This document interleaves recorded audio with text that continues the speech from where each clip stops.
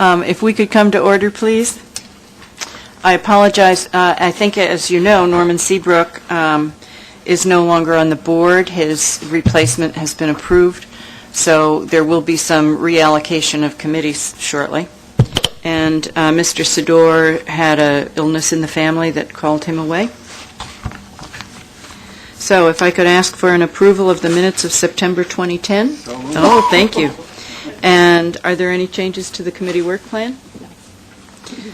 Then the committee work plan stands. The customer and employee safety reports for the third quarter. Unless someone wants to highlight something for us, since we've seen most of this in the other committees, I won't ask that you repeat them. Does anyone want to highlight anything? I would like to make a comment, since I'm chair at the present time. Two things. There are two committees, and God knows the board has enough committees that we don't need any more, but there are two committees that represent intention on the part of the board, and this is one of those committees. Diversity is the other one. The intent of this committee, from the perspective of the board, was an effort to make it very clear that in our culture, safety is a preeminent concern and something that we really want to see our hands wrapped around, and that the goal of that intent is to drive our safety numbers, our accident numbers down, our safety, overall safety up. And it's kind of hard when you have just a snapshot of time, each month's safety records and the year's safety records, for the board to understand whether or not we're making any progress on those safety goals. Now, I know that many of the operating committees present their safety information in terms of 5 or even 10-year sequences. It would be helpful if this committee saw those same reports, because that allows the board to say we're doing pretty good, or we need to put more resources to this particular issue because we've got a problem. And because I always believe that it's good at the end of any year, and I try to do this with diversity, to set goals for the next year. My suggestion to you as the committee is that for next year you set a goal whereby you present your figures in a combined way that makes some sense to everybody and all the members, but would allow us to track success in safety. Because I've been around long enough now that I know you have very significant success in driving your accident rates down. You should get credit for that. So that's my lecture for today. But if you have any comments, I'm more than happy to talk about it. In that case, the crime statistics. Chief, do you have anything interesting? Yes, so it's, I spoke a little bit about it this morning, but basically for the month of November, we were down 30%, 16 index crime versus 23. Year-to-date, we're up 7%, 289 crimes versus 269. We're basically up in robberies and larcenies. We had 51 robberies versus 34 last year. We're up 17 complaints. Larcenies, we're only up 10 complaints, 184 versus 174. Just a quick breakdown on the robberies, and not to bore you with stats, but just so you kind of get a feel for them. 12 of those happen on a train. 33 are on a platform. 3 in a waiting room. 1 was a store, I believe it was in Grand Central, and 2 on the concourse. Out of those 51 cases, we closed 26 by arrest. We currently have 6 active cases. The other ones, all leads have been exhausted, or the complainant was uncooperative. We had 12 stations with multiple incidents. Those are the ones we're really key on.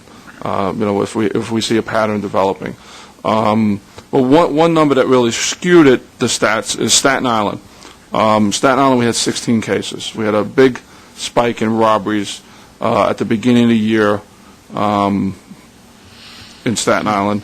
And then when, again in September when school started, that tends to be the way that system works with the kids taking the train back and forth to school. We get the forced robberies. But we closed 10 of those cases by arrest. So that it's kind of skewing the robbery stats, in that regard. Grand larcenies, real quick. 184 larcenies. Just so you get an idea, 134 of those are unattended property. I mean, somebody puts a bag down, puts a camera down, or something of value of over $1,000, or a wallet with a credit card. They come back and it's gone. Or they leave it on a train, they come back and it's gone. Sometimes that can be considered lost property, depending on the time frame. We'll take it as unattended if it has if it reaches the value of $1,000 or more, or if it has a credit card, we'll take it. Just another. I also track misdemeanors. That's just felonies, but we have 341 misdemeanor larcenies. And just an interesting fact: out of those, 335 of those are unattended. People just leaving stuff, somewhere, and they come back and it's gone. And again, sometimes, depending on it, we look at it, we'll take it as either lost property or a larceny, depending on what it is. If it's just there for a second, we realize that, or a minute or so somebody took it. So just so you get an idea. I don't want you, the number sounds kind of high, but again, out of those 184 larcenies, 38 of them are from person, 48 of those are frauds. That's credit card fraud, something like that. So we have made 36 larceny arrests. It's a little harder to make a larceny arrest, but we do act very aggressive on those. We get a detective assigned to every felony, robberies and larcenies, and we pursue all leads. We talked a little bit about video. We use video extensively. Whether it's on our property or outside. We're always using that. That's kind of the crime picture. We use our station-based patrol and two-person patrol, and that's supplemented by directed patrol. I just mentioned that because that's been, a real addition to our, supplemented force. Right now, we had about 115 tours additional a week through the directed patrol, and that's through grant funds. And we have more of that money, and we're going to continue to do that. It's a good program. Yeah, it's an excellent program, and it increases our visibility. What we started to do, through grant funding as well, back in July, during certain high periods where the federal government believes that we're more prone for something happening on our system, for whatever reasons, that they pick 5 times this year, and we call it a surge. They actually free up other grant money, and we're able to add onto that directed patrol. We can add between 15 and 30 other additional patrols on a given period of time. We've done that 5 times this year. 4th of July, 9/11, Thanksgiving, and we're going to gear up and do it again on Christmas. So, again, we look at the crimes, we reevaluate constantly, and we assess as we can. I'm somewhat surprised to hear about the unattended issue. Is it mostly on trains, or is it in any place in particular? I say that because at least on the trains that I'm on, the conductors are really very good about reminding people to look around and take their stuff. The majority of those are going to be in the larger stations. Grand Central, Penn Station, Jamaica, Atlantic, Flatbush, and New Haven, Connecticut. And we do have some on the trains, but the majority is off. The majority of crime that we have is off the trains. I'll mention that to the Metro North and Long Island Railroad committees. Maybe they can come up with some suggestions that might help that a little bit. It's an amazing number of issues. It's a big number. But I like to put that out.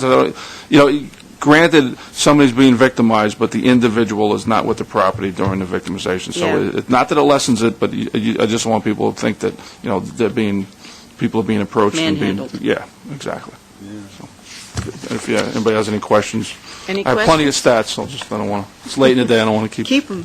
I have a feeling we are looking at more and more crime stats these days. Any other issues? The one thing I like to say, though, to the credit of the chief, is if you look at all the crime stats, also look at the arrest stats, where the arrests have really been up, and he's really on it every day. He calls me up and he talks about what the crimes that he does have. And November is a good showing of what happened, that we're down. And I know a lot of times people say, if you're a victim of a crime, it don't mean anything. I mean, all it takes is one crime and you're... But if you look at the numbers, they are really relatively low compared to anywhere else that you would look at it. But that's because they continue to evaluate and analyze the information that they have every day, and that's a credit to the chief and the unit that he has over there. And in addition to your regular work, I know that you participated in a kind of blitz program in Orange County last week? Well, we do, Yeah, Wednesday. yeah, we do multi-agency super surges. That's we do a number of strategies. One of them is called the Mass Multi-Agency Super Surge. We've done 24 of those this year, and this is something actually that the chief started. And now you'll see every once in a while on the news they talk about Operation Rail Safe that they do nationally. All that's our mass, and they're just doing it nationally. And we let them do it. We let them take credit. We don't really care. But we've done 24 of those.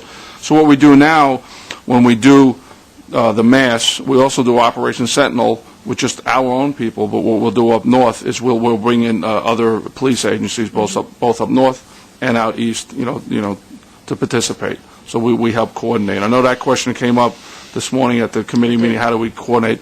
I was actually glad he asked that because we have so much that we do. The mass is just one thing. We do train on the maintenance sweeps with the NYPD. We ride 38 trains a week with the NYPD. And then we also do it, we're working with Amtrak, New Jersey Transit, and out east, again, Nassau, the local villages, and up north with Westchester County and further and beyond. So, we do an awful lot. So what you saw there was part of the mass operation. It's good that people see it. That's what we want. We want them to see it. We want them to take notice and say, hey, what's People going on notice. here. Believe Right. me, they notice that. Right. Yeah, so it's good.